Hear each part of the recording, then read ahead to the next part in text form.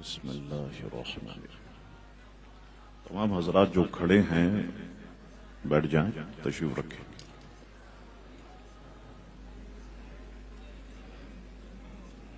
بسم اللہ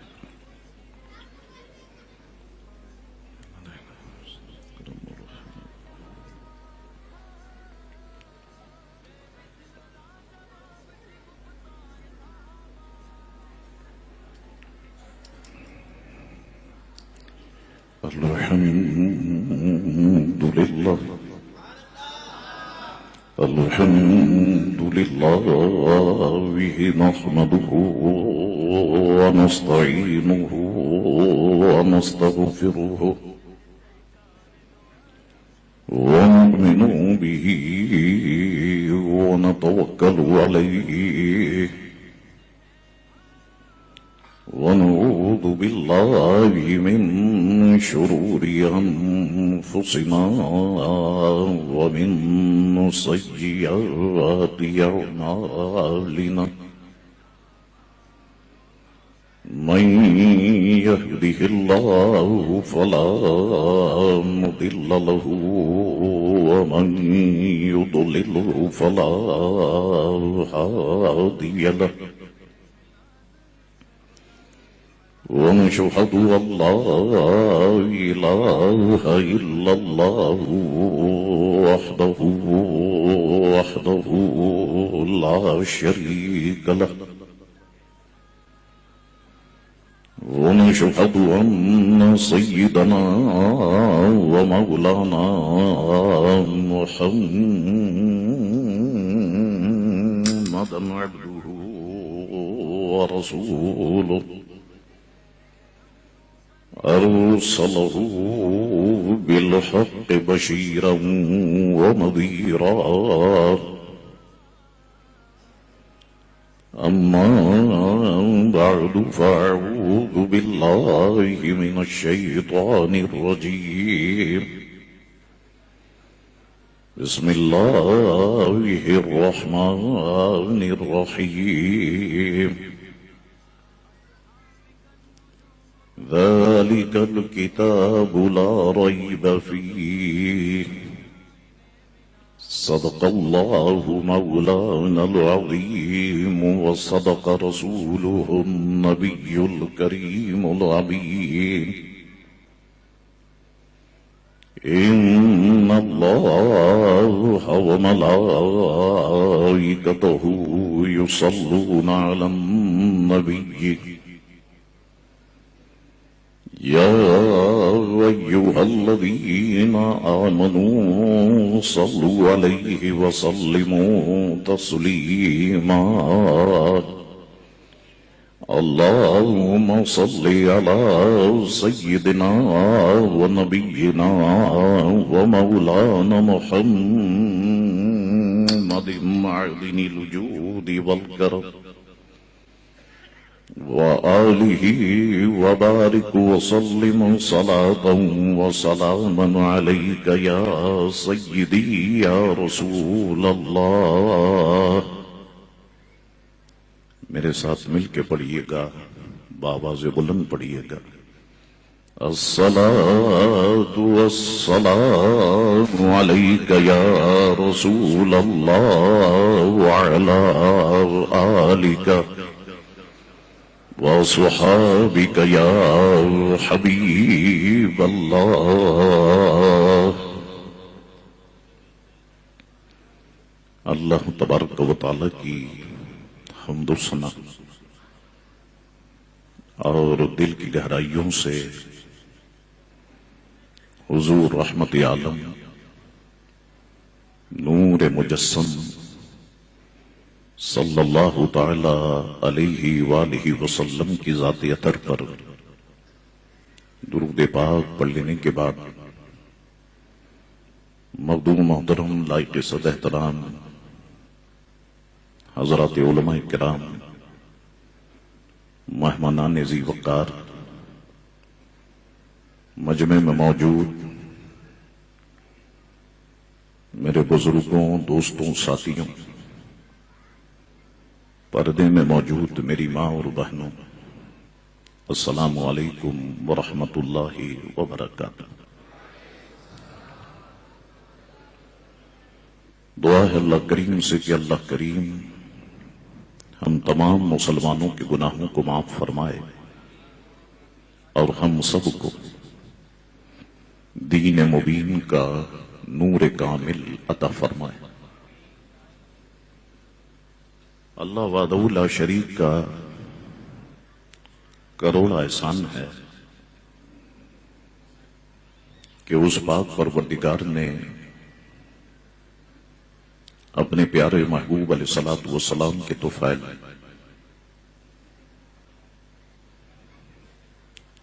ہمیں یہ زندگیاں عطا فرمائی۔ کرم والا کرم یہ کہ ہمیں مسلمان بنایا اور عاشقوں کے گھر میں پیدا فرمایا۔ الحمدللہ ہم سب عاشق رسول، عاشق صحابہ کرام و عشاقان اہل بیت و اولیاء کرام ہیں۔ یہ اللہ رب العزت کا کروڑ احسان ہے۔ میں جناب امین صاحب اور ان کے تمام رفقا کار کا دل کی گہرائیوں سے ممنون و مشکور ہوں کہ انہوں نے محنت کی، جد و جہد کی اور آپ سارے لوگوں تک میرا پیغام پہنچایا ہے، اور آج آپ سارے لوگ میری مائیں اور بہنیں بھی الحمدللہ یہاں پر موجود ہیں۔ میرا تعلق کہیں اور سے نہیں ہے، میرا تعلق اسی کورنگی سے ہے۔ میری پیدائش اسی کورنگی کی ہے۔ میں نے زندگی کے 17 سال کورنگی نمبر 4 میں اپنی دادی مرحومہ کے ساتھ گزارے ہیں۔ اس کورنگی میں مجھے عشق رسول سکھانے والی میری دادی ہیں، عظمت صحابہ و اہل بیت دل میں ڈالنے والی میری دادی ہیں۔ اور میں آپ کو بتاؤں کہ والد محترم کی طرف سے میں سید ہوں،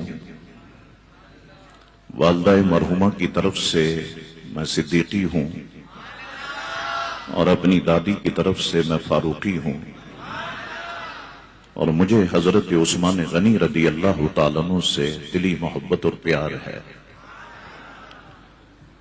تو کئی نسبتیں ہیں جو اللہ رب العزت نے مجھے عطا فرمائی ہیں۔ آج بہت خوشی ہوئی، بلکہ خوشی ہو رہی ہے کہ میں کہیں اور نہیں بولوں گا، آج میں اپنوں میں بولوں گا۔ یہ بہت خوشی کی بات ہے، اور الحمدللہ جب بھی کسی نے پوچھا کہ آپ کی پیدائش کہاں پہ ہوئی، میں نے فخری انداز میں کہا کہ کورنگی میں ہوئی، اور میں اس پہ فخر محسوس کرتا ہوں۔ لیکن میں نے ابھی کچھ ہی دن پہلے ایک جلسہ کیا تھا کورنگی 3 نمبر یا 3.5 نمبر پر، جو میں سنیوں کی حالت دیکھ رہا تھا تو مجھے بڑا دکھ ہو رہا تھا، اور میں دل ہی دل میں اپنے آپ سے کہہ رہا تھا کہ میں پورے کراچی میں گھومتا ہوں، میں پاکستان میں گھومتا ہوں، میں دنیا میں گھومتا ہوں، اسلام کی تبلیغ کرتا ہوں، لوگوں کو عاشق رسول بناتا ہوں، اور میں جب اپنے لوگوں کی حالت دیکھ رہا ہوں تو مجھے بڑا دکھ ہے۔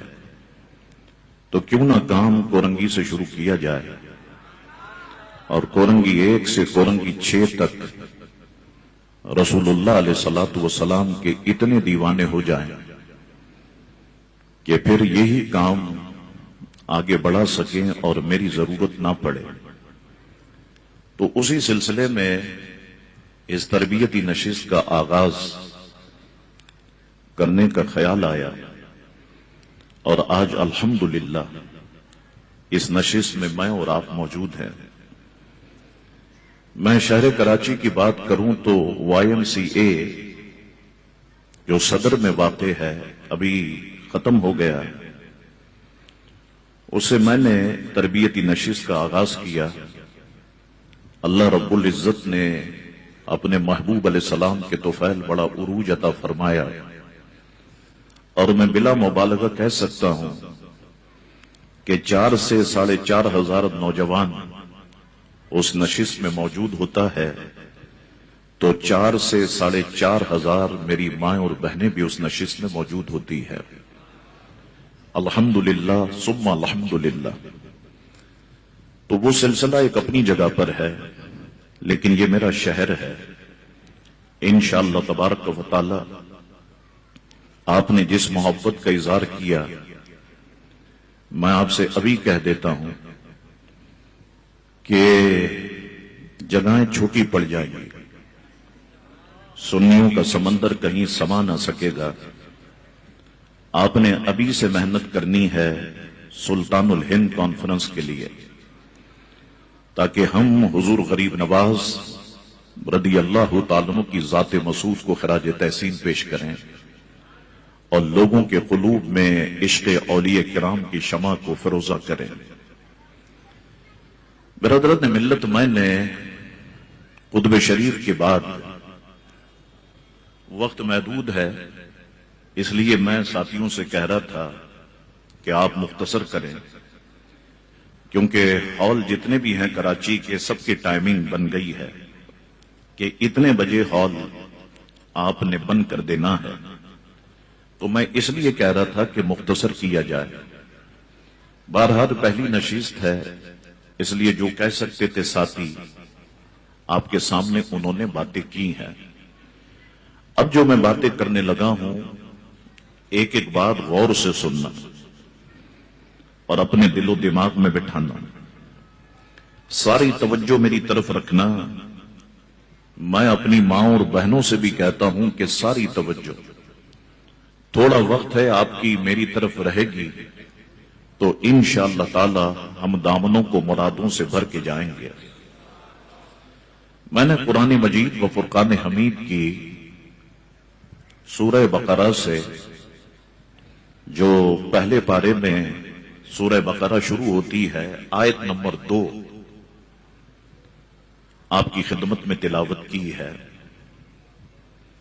ارشاد باری تعالیٰ ہوا، ذالک الکتاب لا ریب فیہ، وہ بلند رتبہ کتاب یعنی قرآن مجید و فرقان حمید، کوئی شک کی جگہ نہیں۔ ذالک الکتاب لا ریب فیہ، گویا میں مرادی معنی کروں کہ قرآن ایک ایسی کتاب ہے جس میں کسی شک و شبے کی کوئی گنجائش نہیں ہے۔ یاد رکھنا،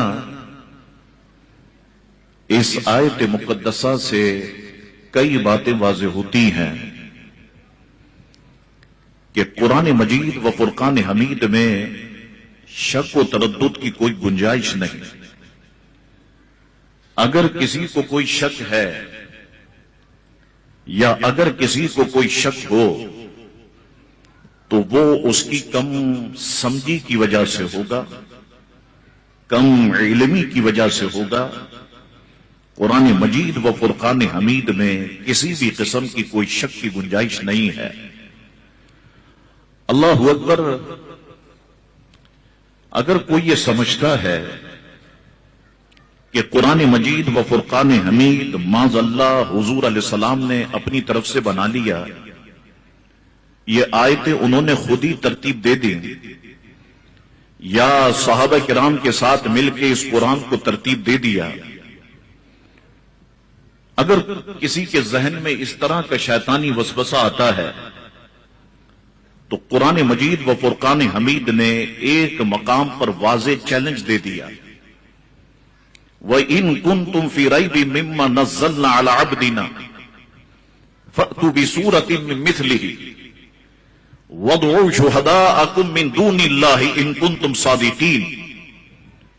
اور جو کچھ یعنی جو قرآن ہم نے اپنے بندہ خاص یعنی حضور علیہ الصلوۃ والسلام پر نازل فرمایا ہے، اگر اس کے کلام الہی ہونے میں تمہیں کچھ شک ہے، فَأْتُوا بِسُورَةٍ مِّن مِّثْلِهِ، تو تم اس کی مثل سے ایک سورت بنا کے لے آؤ، وَادْعُوا شُهَدَاءَكُمْ، اور اپنے سارے مددگاروں کو بلا لو، من دون اللہ، اللہ کے سوا، ان کنتم صادقین، اگر تم اپنے اس دعوے میں سچے ہو۔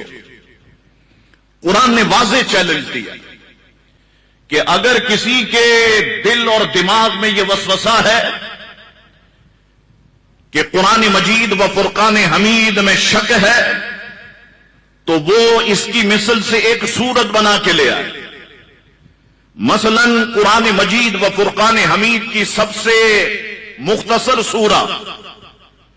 سورہ کوثر ہے، جو 3 آیتوں پر مشتمل ہے۔ اگر تم کہتے ہو کہ شک ہے، تو قرآن فرما رہا ہے کہ اس کی مثل ایک سورت بنا کے لے آؤ۔ اللہ اکبر۔ جس وقت دوستوں قرآن مجید و فرقان حمید نے یہ چیلنج دیا نا، تو کافر خوش ہو گئے، بغلے بجانے لگ گئے اور آپس میں کہنے لگ گئے کہ ہمارے اندر فصیح اور بلیغ لوگ موجود ہیں، ہمارے اندر کچھ پڑھے لکھے لوگ موجود ہیں، اس طرح کی ایک صورتیں تو کیا ہم کئی صورتیں بنا سکتے ہیں۔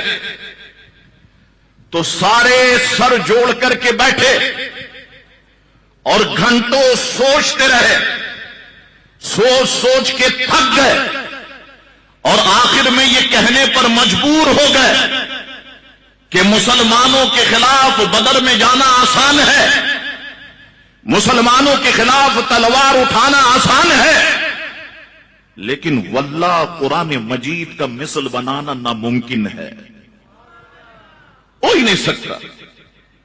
ساری دنیا اگر سر جوڑ کے بیٹھ جائے، قرآن کا مثل نہیں بنا سکتی۔ دوستو، یہ عظمت والے قرآن کی شان ہے۔ دیکھو، اگر محفل میں روحانیت چاہتے ہو تو تربیت کے پہلا نقطہ اپنی زبانوں کو سبحان اللہ اور ماشاءاللہ سے تر رکھو۔ کوئی نیا بندہ آئے تو کہے واقعی عاشقان صدیق اکبر بیٹھے ہوئے ہیں، پتہ چلے نا کہ سنیوں کا جلسہ ہو رہا ہے۔ تو بدھو بن کے مت بیٹھو، اپنی زبانوں پہ تالے لگا کے نہیں بیٹھو، اپنی زبانوں کو سبحان اللہ اور ماشاءاللہ سے تر رکھو۔ اللہ اکبر۔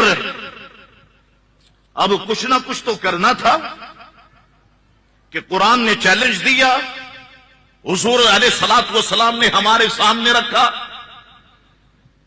اب کیا کیا جائے؟ اب قرآن کی صورت کی طرح کوئی صورت تو نہیں بنا سکتے۔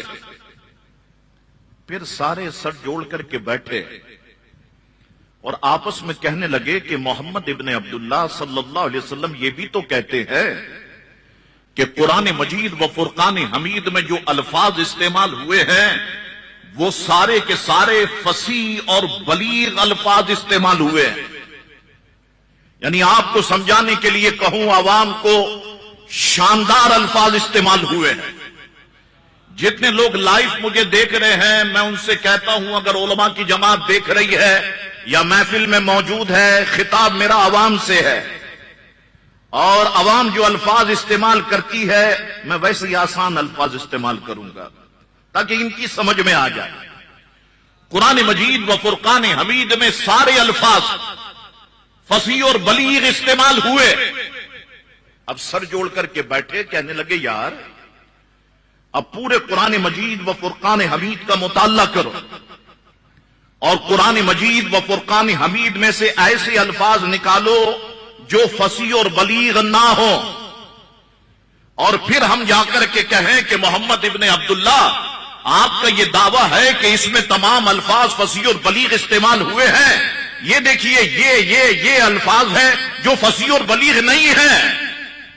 سر جوڑ کے بیٹھے اور گھنٹوں بیٹھنے کے بعد سوچنے کے بعد پورے قرآن مجید و فرقان حمید میں سے 3 الفاظ نکالے۔ ایک جگہ قرآن مجید و فرقان حمید میں، دیگر جگہ بھی استعمال ہوا ہوگا، ایک جگہ قرآن مجید و فرقان حمید میں لفظ استعمال ہوا حضوا۔ حضوا کہتے ہیں مذاق کو۔ ایک جگہ قرآن مجید و فرقان حمید میں لفظ استعمال ہوا کبار۔ کبار کہتے ہیں بہت بڑے کو۔ ایک جگہ قرآن مجید و فرقان حمید میں لفظ استعمال ہوا عجاب، عین سے عجاب۔ عجاب کہتے ہیں عجیب و غریب کو۔ یہ پورے قرآن مجید و فرقان حمید سے 3 الفاظ نکالے اور حضور علیہ الصلوۃ والسلام کی خدمت میں پہنچے اور کہنے لگے کہ محمد ابن عبداللہ آپ کہتے ہیں کہ قرآن مجید و فرقان حمید میں سارے الفاظ فصیح اور بلیغ استعمال ہوئے ہیں۔ ہم بیٹھے، ہم نے غور و فکر کیا، یہ 3 لفظ نکالے ہیں، حضوا ہے، کبار ہے، عجاب ہے، ہمارے نزدیک یہ الفاظ فصیح اور بلیغ نہیں ہیں۔ حضور علیہ السلام نے فرمایا فیصلہ کیسے ہوگا؟ میں کہوں گا تو تم مانو گے نہیں۔ کہنے لگے ہمارے میں ایک بڑا علم رکھنے والا شخص موجود ہے، وہ جو بھی الفاظ استعمال کرتا ہے فصیح اور بلیغ استعمال کرتا ہے، شاندار استعمال کرتا ہے۔ آپ بھی آ جائیں فلاں ٹائم، ہم اسے بھی بلا لیتے ہیں۔ اگر وہ کہہ دے گا کہ یہ الفاظ فصیح اور بلیغ ہیں، ہم مان لیں گے۔ اگر وہ کہہ دے گا کہ فصیح اور بلیغ نہیں ہیں، آپ کو ماننا پڑے گا۔ میرے آقا مسکرائے، فرمایا چلو ٹھیک ہے۔ اب دن معین ہو گیا، وقت معین ہو گیا، سارے منکر جمع ہو گئے، ادھر عشاق بھی جمع ہو گئے، حضور علیہ الصلوۃ والسلام پہلے پہنچ گئے۔ اب جو ان کا فصیح اور بلیغ شخص تھا وہ بوڑھا تھا، وہ آہستہ قدموں کے ساتھ محفل میں پہنچا۔ حضور علیہ السلام نے اس کی طرف دیکھا، اس نے حضور علیہ السلام کی طرف دیکھا۔ اب گویا کہ ایک قسم کا یہ مناظرہ ہو گیا نا۔ اب دیکھیے گا میرے آقا کا انداز۔ مولانا حسن رضا خان بریلوی فرماتے ہیں تیری صورت تیری سیرت زمانے سے نرالی ہے، تیری ہر ہر ادا پیارے دلیل بے مثالی ہے۔ اللہ اکبر۔ وہ جیسے بوڑھا آیا، اب میری طرف دیکھو، حضور علیہ الصلوۃ والسلام نے ارشاد فرمایا بیٹھ جاؤ۔ بوڑھا بیٹھ گیا۔ حضور علیہ الصلوۃ والسلام نے ارشاد فرمایا کھڑے ہو جاؤ۔ بوڑھا کھڑا ہو گیا۔ حضور علیہ السلام نے پھر ارشاد فرمایا بیٹھ جاؤ۔ بوڑھا بیٹھ گیا۔ اب 2-3 بار جب حضور نے اس طرح سے فرمایا نا تو وہ بوڑھا غصے میں آ گیا، اور غصے میں آنے کے بعد کہتا کیا ہے؟ تتخذونی حضوا، آپ میرا مذاق اڑا رہے ہیں؟ انا شیخ الکبار، آپ جانتے نہیں ہیں میں بوڑھا شخص ہوں۔ وَأَنْتَ شَيْءٌ لَا عُجَابٌ، اس طرح کے الفاظ استعمال کی کہ تتخذونی حضوا وَأَنَا شَيْخُ الْكُبَّارِ وَهَذَا مِنْكَ لَشَيْءٌ عُجَابٌ۔ آپ جیسے سے یہ بات بڑی عجیب ہے۔ تتخذونی حضوا انا شیخ الکبار وَهَذَا مِنْكَ لَشَيْءٌ عُجَابٌ، آپ جیسے سے یہ بات بڑی عجیب ہے۔ حضور نے فرمایا جاؤ، مناظرہ ختم ہو گیا۔ اللہ اکبر۔ اب وہ عرض کرنے لگا کہ اے محمد ابن عبداللہ صلی اللہ علیہ وسلم، مجھے کس لیے بلایا تھا؟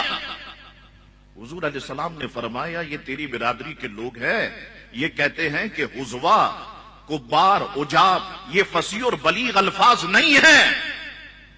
اس نے ایک طرف ان کی طرف دیکھا، کہنے لگا محمد ابن عبداللہ یہ سب جاہل ہے، اس سے بڑھ کر فصیح اور بلیغ الفاظ کوئی ہے ہی نہیں۔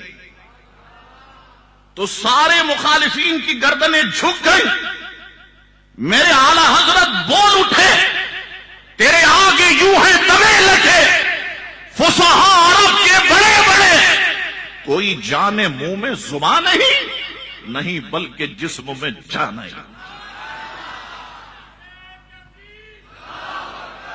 اللہ اکبر۔ یہ قرآن مجید و فرقان حمید کی شان ہے۔ اچھا، صحابہ کرام دیکھا کرتے تھے کہ کوئی بھی شخص اگر عربی زبان میں کلام لکھتا تو ایک تختی پر لکھتا اور لکھنے کے بعد وہ تختی کعبہ شریف کے اندر ٹانگ دیتا، تو مکے کا جو فصیح اور بلیغ شخص ہوتا وہ کعبے میں داخل ہوتا، کعبہ شریف میں، اور ایک ایک عبارت کو غور سے دیکھتا، کہیں پر کوئی لفظ اگر شاندار استعمال نہ ہوا ہو تو وہ لفظ کو بدل دیتا، انڈر لائن کر دیتا، یہاں یہ غلطی ہے، یہاں یہ غلطی ہے، یہ لفظ لکھنا چاہیے تھا۔ صحابہ کرام نے ایک روز کیا کیا، سورہ کوثر ایک تختی پر لکھ دی، انا اعطیناک الکوثر فصلی لربک وانحر ان شانئک هو الابتر، لکھ دی، اور لکھنے کے بعد اسے کعبہ شریف کے اندر ٹنگا دیا۔ اب وہ بوڑھا آیا، ایک ایک تختی کو اس نے غور سے دیکھا، جہاں کوئی لفظ درست کرنے کی ضرورت پیش آئی درست کیا، انڈر لائن کیا۔ جب اس تختی پر آیا تو ٹھہر گیا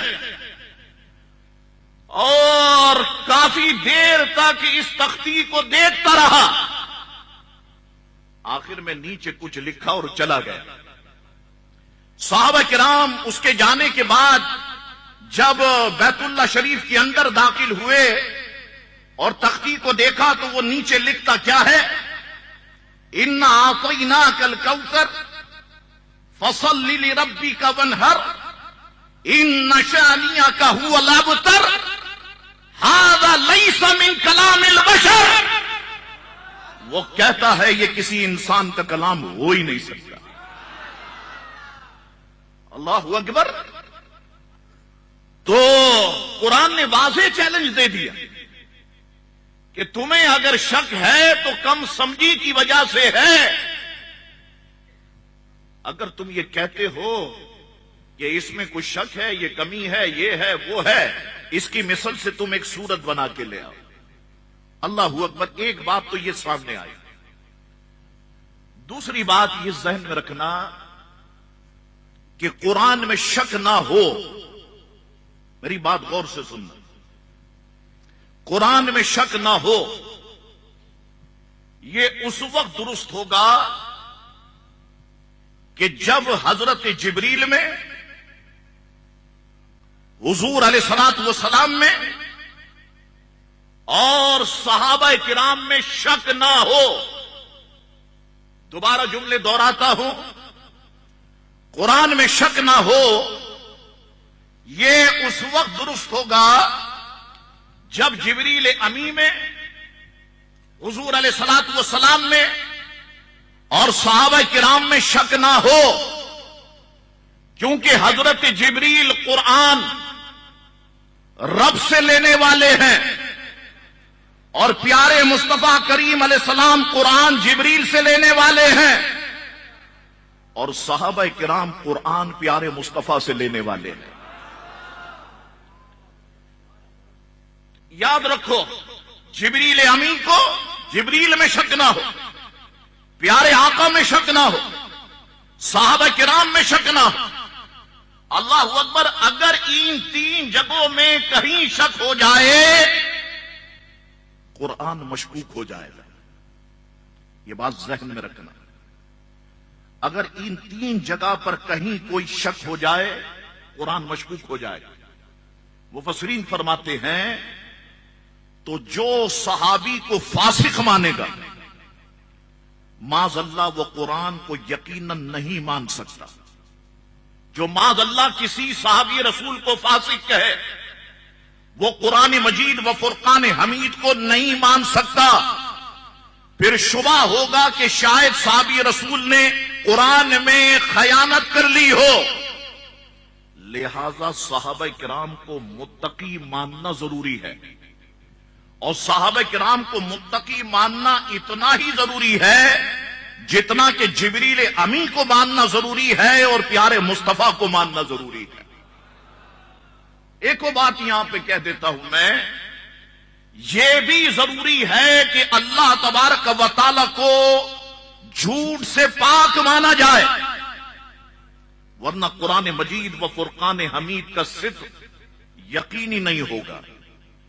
بعض لوگوں نے ان اللہ علی کل شیء قدیر، ہم کہتے ہیں نا بے شک اللہ تعالیٰ ہر چیز پر قادر ہے، اس کے تحت لکھا اللہ تعالیٰ جھوٹ بولنے پر بھی قادر ہے لیکن بولتا نہیں ہے.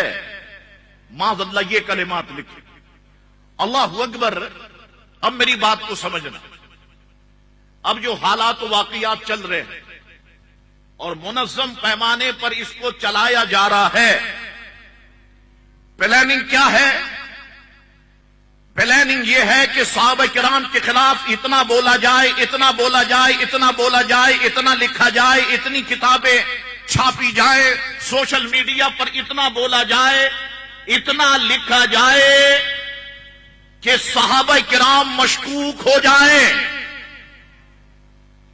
اور اس میں سب سے پہلا ٹارگٹ ابو بکر صدیق رضی اللہ عنہ کی ذات ہے کہ جب صحابہ کرام کو مشکوک بنا دیں گے تو قرآن مشکوک ہو جائے گا، اور جب صحابہ کرام کو مشکوک بنا دیں گے تو اسلام کی عمارت خلفائے راشدین پر کھڑی ہوئی ہے. ایک پلر ابو بکر صدیق ہے، دوسرے فاروق اعظم ہیں، تیسرے عثمان غنی ہیں، چوتھے مولا علی ہیں. ان کو کمزور کر دیا جائے قرآن مشکوک ہو جائے گا، اور قرآن مشکوک ہو جائے گا تو اسلام کی عمارت زمین بوس ہو جائے گی. تو ایک طرف خارجی مولا علی کے خلاف کھیل کھیل رہے ہیں، ایک طرف ناصبی اہل بیت کے خلاف کھیل کھیل رہے ہیں، اور ایک طرف رافضی صحابہ کرام کے خلاف کھیل کھیل رہے ہیں کہ ان کو مشکوک بنا دے. اسلام کی عمارت منہدم ہو جائے گی. یہ کھیل آج کا نہیں ہے، یہ کھیل بہت پرانا ہے. لیکن الحمدللہ جب بھی عظمت صحابہ کرام کے خلاف کام کیا گیا، الحمدللہ علماء اہل سنت ہر دور میں کفن باندھ کے میدان عمل میں موجود رہے. وہ حضور مجدد الف ثانی ہو، وہ حضور شاہ عبد الحق نوابی سے دہلوی ہو، یا وہ حضور اعلی حضرت امام احمد رضا خان فاضل بریلوی ہو. اللہ اکبر. اور آج بھی دفاع صحابہ کا صحرا اگر کسی کے ماتھے پر سجا ہوا ہے تو سنیوں تمہارے ماتھے پہ سجا ہوا ہے. پلاننگ آپ نے سمجھی؟ پلاننگ یہ ہے صحابہ کرام کو مشکوک بنا دو، ایسی باتیں لے کر کے آؤ، ایسی باتیں بتاؤ. کیونکہ سوشل میڈیا کا دور ہے، ہر 2 منٹ کے بعد نئی خبر، ہر 2 منٹ کے بعد نئی خبر، ہر 2 منٹ کے بعد نئی خبر. تو سوچنے والا ذہن سوچے گا ہاں یار کچھ تو کیا ہوگا ابو بکر صدیق نے، معاذ اللہ ثم معاذ اللہ، کچھ تو کیا ہوگا فاروق اعظم نے، کچھ تو کیا ہوگا عثمان غنی نے، کچھ تو کیا ہوگا حضرت امیر معاویہ نے. مشکوک بنا دو تاکہ قرآن مشکوک ہو جائے اور اسلام کی عمارت زمین بوس ہو جائے. کبھی نہیں ہوگا انشاءاللہ، جب تک ہم زندہ ہیں کبھی نہیں ہوگا، کبھی نہیں ہوگا. اور دیکھیں میں نے بہت جگہ پر سمجھایا ہے، صحابہ کرام کی عظمت کے معاملے میں میرا خون جب ان کے خلاف بات کی جائے تو کھول اٹھتا ہے. اور پھر میں اگر 12 لاکھ کا مجمع ہو 2020 12 ستمبر سنیوں کی عظیم الشان ریلی، اللہ اکبر، پھر میں آسرا نہیں کرتا ہوں. پھر میں ڈنکے کی چوٹ پہ بتاتا ہوں کہ غلام اعلی حضرت بولتا ہے تو پھر کس انداز میں بولتا ہے. اللہ اکبر. تو یہ کھیل آپ سمجھ جائیں، یہ کھیل یہ ہے. اچھا، اب آتے ہیں ہم. حضور علیہ الصلوۃ والسلام کو ان ساری باتوں کی خبر تھی کہ کچھ لوگ اس طرح کے کام کریں گے، میرے صحابہ کو برا بھلا کہا جائے. اچھا، میں دیکھتا ہوں دوران مطالعہ اللہ رب العزت نے جن چیزوں سے منع کیا بعض لوگوں نے وہی کام کیا. رسول اللہ علیہ السلام نے جن چیزوں سے منع کیا بعض لوگوں نے وہی کام کیا. رسول اللہ علیہ السلام نے فرمایا میرے صحابہ کو برا نہ کہو، لوگوں نے صحابہ کرام کو تنقید کا نشانہ بنایا. رسول اللہ علیہ السلام نے فرمایا بلکہ قرآن نے کہا اہل بیت سے محبت کرو، اہل بیت کی نفرت لوگوں کے دلوں میں بٹھائی گئی. رسول اللہ علیہ السلام نے فرمایا یہ میرا بیٹا حسن ہے، یہ حسین ہے، یہ دونوں جنتی نوجوانوں کے سردار ہیں. کیا کیا؟ امام حسن کو زہر دے کر کے شہید کر دیا گیا، اور حضور امام علی مقام امام حسین رضی اللہ تعالیٰ عنہ کو دن دہاڑے میدان کربلا میں شہید کر دیا گیا. اللہ اکبر. دیکھو سبحان اللہ، ہر جگہ پر نہیں بول رہا ہے. اس موقع پر یہ جگہ نہیں بنتی تھی جو آپ نے الفاظ کہے. یہاں پر بات میں دوسری کر رہا ہوں، تو یہ بھی ذہن میں رکھو کہ نعرہ کہاں لگانا ہے، سبحان اللہ کہاں بولنا ہے، ماشاءاللہ کہاں بولنا ہے. اس نے لا علمی کی وجہ سے بول دیا. اللہ اکبر. اب میں کچھ احادیث مقدسہ آپ کے سامنے رکھتا ہوں جس میں رسول اللہ علیہ الصلوۃ والسلام نے صحابہ کرام کے مقام اور مرتبے پر گفتگو فرمائی. پہلی حدیث یہ مسلم شریف میں بھی ہے، نسائی میں بھی ہے، ابن ماجہ میں بھی ہے. حضرت ابو ہریرہ فرماتے ہیں کہ حضور علیہ السلام نے فرمایا میرے صحابہ کو برا مت کہو. پھر فرمایا میرے صحابہ کو برا مت کہو، بس قسم ہے اس ذات کی جس کے قبضہ قدرت میں میری جان ہے، اگر تم میں سے کوئی احد پہاڑ کے برابر بھی سونا خرچ کر دے. احد پہاڑ دیکھا آپ نے؟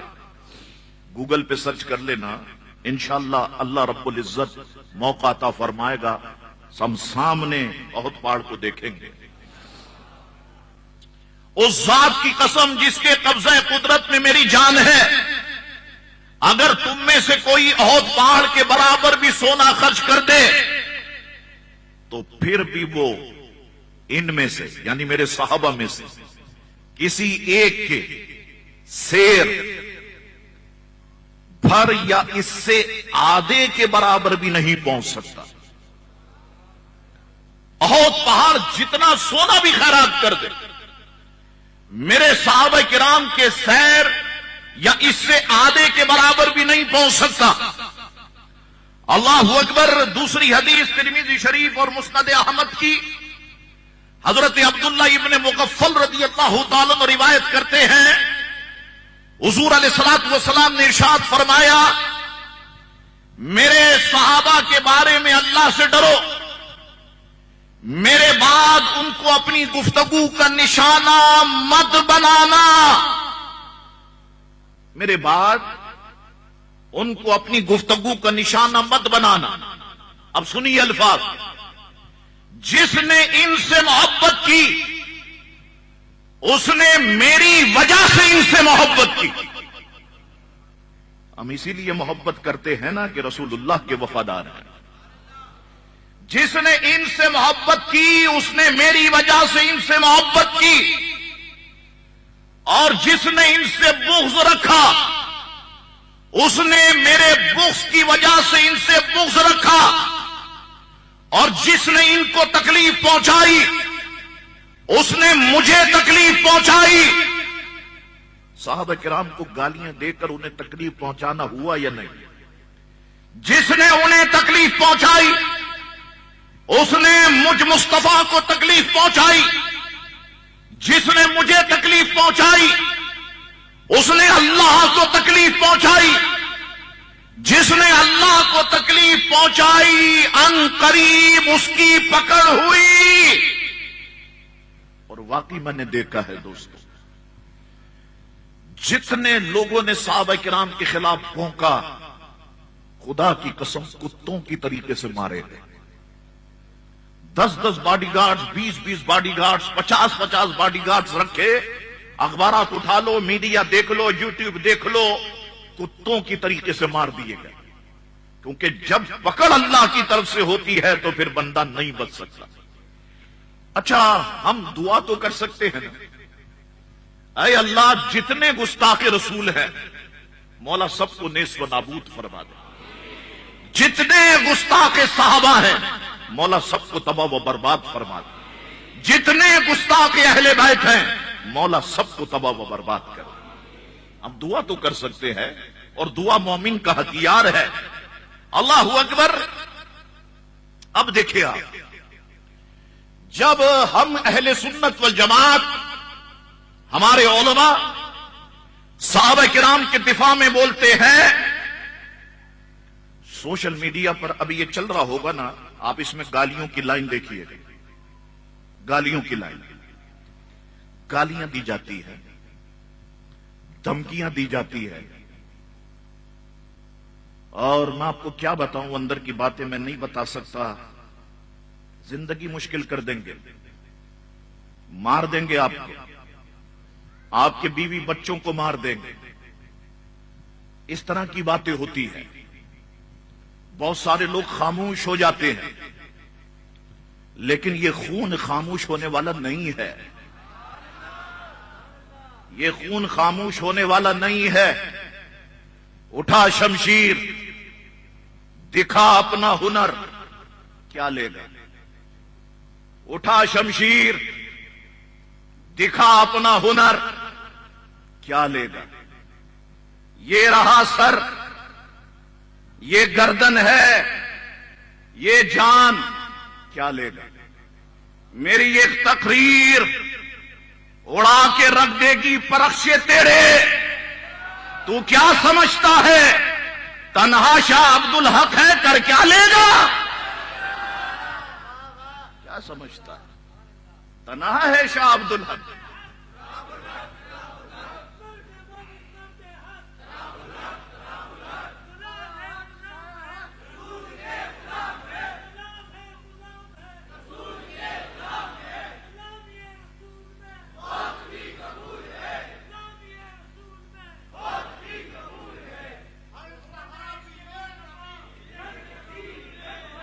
یاد رکھو ہم اولاد علی ہیں، اولاد امام حسن ہے، اولاد غوث پاک ہے۔ پتھر کا دل، لوہے کا جگر، سب پارا پارا ہوتا ہے، جب نعرہ علی کا لگاتے ہیں میدان ہمارا ہوتا ہے۔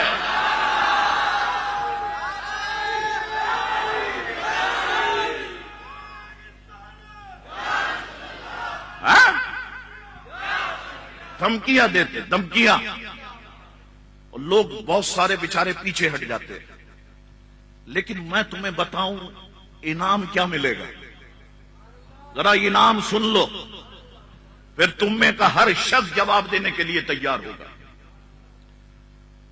حضرت، یہ مسند احمد میں حدیث ہے، حضرت عطا بن ابی رباح رضی اللہ تعالیٰ عنہ روایت کرتے ہیں، اور رسول اللہ علیہ السلام نے فرمایا، جس نے میرے صحابہ کی میری وجہ سے حفاظت اور عزت کی، جس نے میرے صحابہ کی میری وجہ سے حفاظت اور عزت کی، تو قیامت کے دن میں اس کا محافظ ہوں گا۔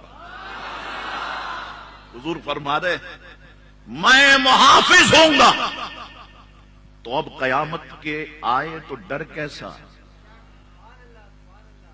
یا رسول اللہ ساری زندگی آپ کے صحابہ کا دفاع کیا، اور رسول اللہ تو سب جانتے ہیں اللہ اکبر نفسی نفسی کا دور ہوگا میدان محشر میں، باپ بیٹے کو بھول جائے گا، ماں بیٹے کو بھول جائے گی، سرکار فرماتے میں محافظ ہوں گا۔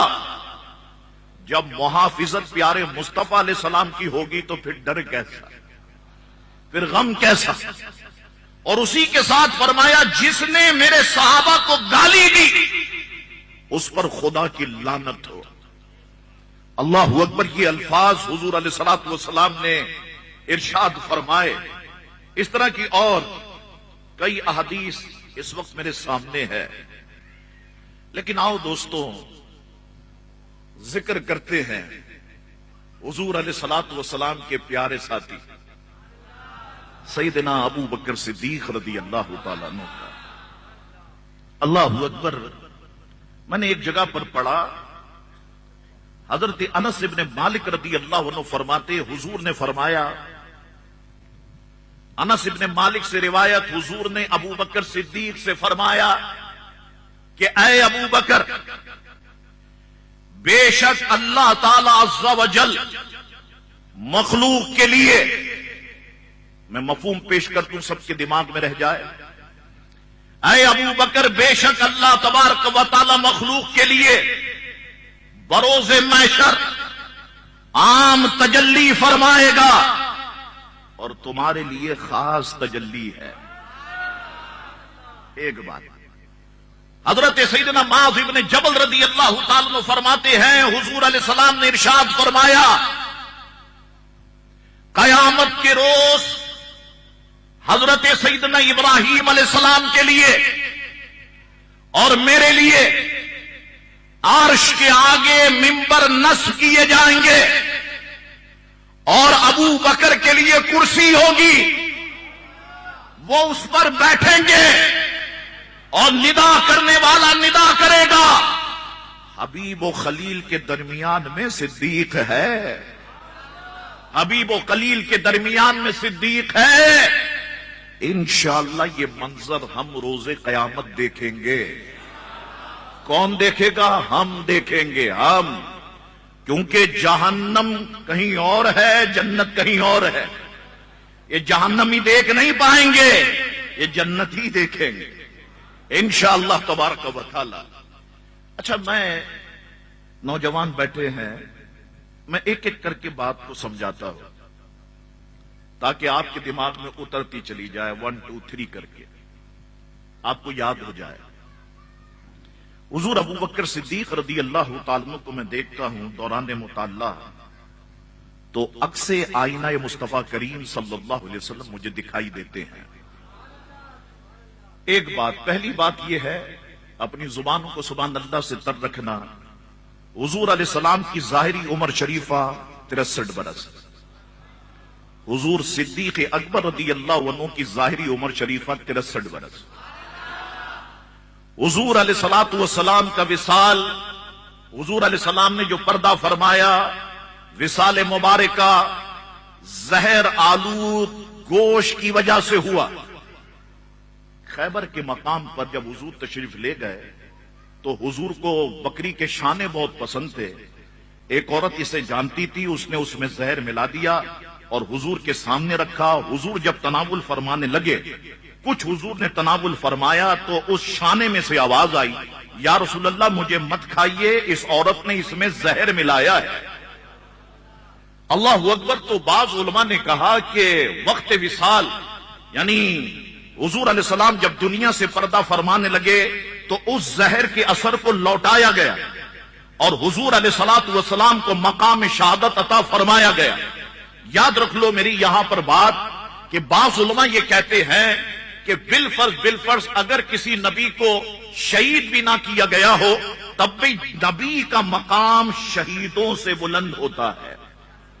نہیں کوئی آپ کو گمراہ کرنے کے لیے کہہ دے کہ شہادت کا اتنا بلند مقام ہے اور حضور علیہ الصلوۃ والسلام کو عطا نہیں ہوا، تو آپ کہہ دیجئے گا کہ نبوت کا مقام اتنا بلند ہوتا ہے کہ شہادت سے بھی بلند ہوتا ہے۔ لیکن اس زہر کے اثر کو لوٹایا گیا اور حضور علیہ الصلوۃ والسلام نے اس دنیا سے پردہ فرمایا ہے۔ حضرت ابو بکر صدیق رضی اللہ عنہ کے ساتھ بھی ایسا ہی ہوا. غار ثور میں جس سانپ نے آپ کو ڈسا اور حضور نے لعاب دہن لگا کے ٹھیک کر دیا، وصال مبارکہ کے وقت اسی زہر کے اثر کو لوٹایا گیا اور ابو بکر صدیق کو بھی اللہ نے مقام شہادت عطا فرمایا. اب یہ بات جتنے نوجوان ذہن میں رکھ لیں، شہادت کی دو قسمیں ہیں، ایک چھپی ہوئی شہادت ہے، ایک کھلی شہادت ہے. شہادت خفی ہے اور شہادت ظاہری ہے. اس کو یوں سمجھ لیں، چھپی شہادت اور کھلی ہوئی شہادت. امام حسن کی شہادت چھپی ہوئی شہادت ہے، کسی کو نہیں پتا کہ کس نے زہر دیا تھا. اور امام علی مقام امام حسین رضی اللہ تعالیٰ کی شہادت جو ہے وہ ظاہری شہادت ہے. سب کو پتا ہے کس کس نے خطوط لکھ کر کے بلائے، کون کون شامل تھا، کس نے امام علی مقام کے سر ناز کو گردن مبارک سے جدا کیا، ایک ایک کو نام پتا، سب کچھ معلوم ہے. اللہ اکبر. تو اللہ تعالی نے اللہ کے حکم سے زہر کے اثر کو لوٹایا گیا اور ابو بکر صدیق رضی اللہ تعالیٰ کا وصال بھی اس وجہ سے ہوا. تیسری بات، حضور علیہ السلام کا وصال مبارکہ پیر والے دن ہوا، ابو بکر صدیق کا وصال مبارکہ بھی پیر ہی کے دن ہوا. اللہ اکبر. سنتے چلے جاؤ اور اپنی زبانوں کو سبحان اللہ سے تر رکھو. حضور کا وصال مبارکہ سیدہ طیبہ طاہرہ ام المومنین عائشہ صدیقہ رضی اللہ تعالیٰ عنہ کی گود مبارکہ میں ہوا اور حضرت ابو بکر صدیق رضی اللہ تعالیٰ عنہ کا وصال مبارکہ بھی حضرت عائشہ کی گود میں ہوا. اللہ اکبر. حضور علیہ السلام کا وصال مبارکہ مدینہ منورہ میں ہوا، صدیق اکبر کا وصال مبارکہ بھی مدینہ منورہ میں ہوا. حضور علیہ الصلوۃ والسلام کو انہی کپڑوں میں کفن دیا گیا جو آپ کے زیب تن تھے، حضرت صدیق اکبر کو بھی انہی کپڑوں میں کفن دیا گیا جو آپ کے زیب تن تھے. ساتویں بات، جن حضرات نے حضور علیہ السلام کو لحد مبارکہ میں اتارا انہی حضرات نے صدیق اکبر کو بھی لحد مبارکہ میں اتارا. اللہ اکبر. جہاں آخری آرام گاہ نبی کریم علیہ السلام کی بنی، وہیں پر آخری آرام گاہ صدیق اکبر کی بنی. اللہ اکبر. جس چارپائی پر حضور علیہ السلام نے آخری وقت آرام فرمایا اسی چارپائی پر حضرت صدیق اکبر نے بھی آخری وقت آرام فرمایا. اور اللہ اکبر. میں کہہ دیتا ہوں کہ آج جو روضہ رسول کریم علیہ السلام ہے وہی روضہ صدیق اکبر بھی ہے، وہی روضہ فاروق اعظم بھی ہے رضی اللہ تعالیٰ عنہما. تو اکثر آئینہ مصطفیٰ کریم صلی اللہ تعالی علیہ وسلم ہے. اگر میں اعزازات اور امتیازات کی بات کروں، ایک ایک کر کے آپ کو گناتا ہوں. سب سے پہلے حضور علیہ السلام پر ایمان لانے والے صدیق اکبر ہیں، اسلام کا اعلان کرنے والے صدیق اکبر ہیں. سب سے پہلے خلیفہ راشد صدیق اکبر ہوئے. خلیفۃ الرسول ہونے کا اعزاز، رسول کے خلیفہ، یہ نقطے کی بات ہے. خلیفۃ الرسول ہونے کا اعزاز صرف آپ ہی کو حاصل ہوا، باقی سب آپ کے خلفاء بنے. ابو بکر صدیق حضور کے خلیفہ، یہ باقی سب ابو بکر صدیق کے خلیفہ. اللہ اکبر. آپ نے صرف حضور علیہ السلام کی بیعت کی اور کسی کی نہیں، جبکہ باقی تمام صحابہ و اہل بیت نے آپ کی بیعت کی. یہ بھی ایک بات ذہن میں رکھنے کی ہے. آپ کی صحابیت نص قطعی اذ یقول لصاحبہ سے ثابت ہے، لہذا اس کا منکر علماء نے لکھا دار اسلام سے خارج ہے. اللہ اکبر. کمال بات، چھٹی بات بتانے لگا ہوں. آپ خود صحابی رسول ہیں، آپ کے والد صحابی رسول ہیں، آپ کی والدہ محترمہ صحابیہ ہیں، آپ کے صاحبزادے صحابی ہیں، آپ کے پوتے بھی صحابی ہیں. یہ اعزاز صرف ابو بکر صدیق کو حاصل ہے، کسی اور صحابی کو حاصل نہیں ہے.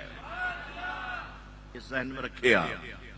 اللہ اکبر. ساتواں پوائنٹ، ساتویں بات، بارگاہ الہی سے لقب صدیق اور اتقا عطا ہوا اور بارگاہ رسالت سے عتیق عطا ہوا. آپ ہی نے سب سے بڑے منکر ختم نبوت، پھر مانعین زکات مرتدین سے جہاد کیا حضور علیہ السلام نے اپنی جگہ آپ ہی کو امام مقرر کرتے ہوئے فرمایا ابو بکر سے کہو کہ نماز پڑھائے. حضور نے امام مقرر فرمایا. حضور علیہ السلام نے 10واں نقطہ 10ویں بات، حضور نے ہمیشہ آپ کی رائے کو مقدم رکھا اور آپ کے مشورے کو فوقیت عطا فرمائی. آپ ہمیشہ حضور علیہ السلام کے وزیر اور مشیر خاص رہے. ایک جگہ حضور نے فرمایا اللہ نے 4 وزیروں سے میری مدد فرمائی ہے، 2 وزیر زمین میں ہے، 2 وزیر آسمانوں میں ہے. کسی نے پوچھا یا رسول اللہ آسمانوں کے وزیروں کا نام کیا ہے؟ فرمایا جبرائیل و میکائیل. حضور زمین کے وزیروں کا نام کیا ہے؟ فرمایا ابو بکر و عمر. 4 وزیروں سے اللہ نے میری مدد فرمائی، 2 وزیر زمین میں، 2 وزیر آسمان میں. پتا چلا کہ پیارے آقا کی حکومت زمین پر بھی ہے اور پیارے آقا کی حکومت آسمانوں پہ بھی ہے. عرش پہ تازہ چھیڑ چھاڑ، فرش پہ طرفہ دھوم دھام، کان جدھر لگائیے تیری ہی داستان ہے.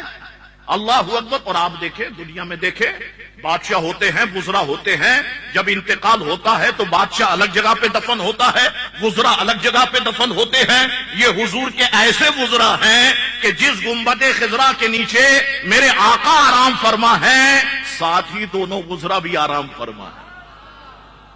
اللہ اکبر. یہ شان ہے. اچھا جناب، حضور علیہ السلام نے 11ویں بات عرض کر رہا ہو، جب بھی اپنے اصحاب کا تذکرہ فرمایا تو سب سے پہلے آپ کا مبارک نام حضور کی زبان ناز پر آیا. عشرہ مبشرہ کا تذکرہ فرمایا، ابو بکر صدیق کا نام سب سے پہلے فرمایا. احد پہاڑ پہ چڑھے ایک مرتبہ تو احد ہلنے لگا، حضور نے ٹھوکر ماری، فرمایا ٹھہر جا، تجھ پر نبی، صدیق اور 2 شہید ہیں. اپنے بعد کس کا نام لیا؟ صدیق اکبر کا. اکثر احادیث مبارکہ میں آیا انا و ابو بکر و عمر، بلکہ مولا علی فرماتے ہیں حضور فرمایا کرتے تھے میں ابو بکر و عمر گئے، میں ابو بکر و عمر آئے، میں ابو بکر و عمر بیٹھے. اللہ اکبر. اپنے ساتھ اپنے دونوں خلفاء کا نام لیا کرتے تھے. اللہ اکبر. دوستوں میں بتاؤں آپ کو کہ حرم کعبۃ اللہ میں حضور کے زیر سایہ سب سے پہلے خطبہ توحید دینے والے ابو بکر صدیق رضی اللہ عنہ ہے. اس پر آپ کو اتنا زود و کوب کیا گیا کہ آپ بے ہوش ہو گئے. نبی پاک علیہ السلام نے سفر ہجرت میں اپنی معیت کے لیے باذن اللہ تعالی صدیق اکبر کو چنا، رفیق سفر منتخب فرمایا.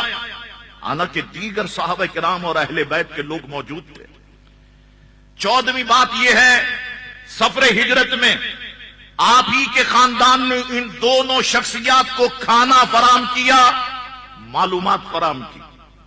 15ویں بات سنیے گا، آپ ہی کی لخت جگر ام المومنین سیدہ عائشہ صدیقہ کو اللہ تعالیٰ نے بذریعہ جبرائیل حضور علیہ الصلوۃ والسلام کی زوجیت میں دیا.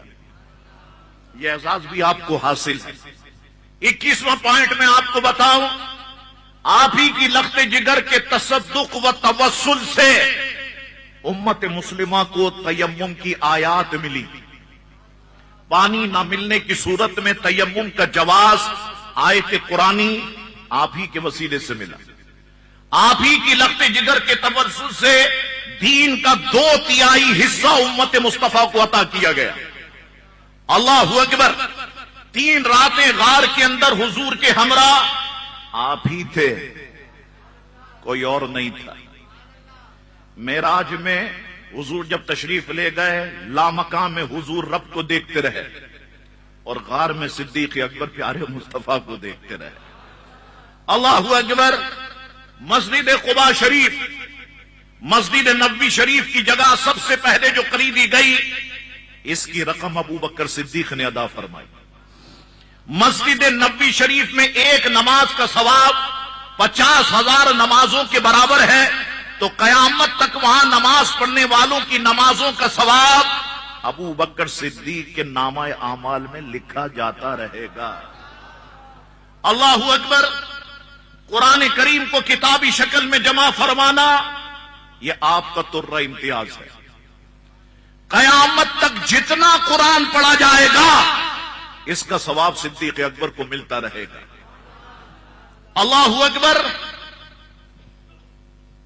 آپ کی لخت جگر ام المومنین حضرت عائشہ صدیقہ کے حجرہ مبارکہ کو تا قیام قیامت مسکن محبوب بننے کا اعزاز حاصل ہوا۔ پھر اسی حجرے میں بحکم رسول حبیب کو حبیب سے ملا دو، یعنی جب صدیق اکبر کا وصال ہوا حبیب کو حبیب سے ملا دو، آپ کی تدفین ہوئی۔ آپ کا سنہری اعجاز اور اعزاز ہے۔ اس گنبد خضرا میں بھی بلا فصل خلیفۃ الرسول صدیق اکبر ہیں، ثانی اثنین صدیق اکبر ہیں۔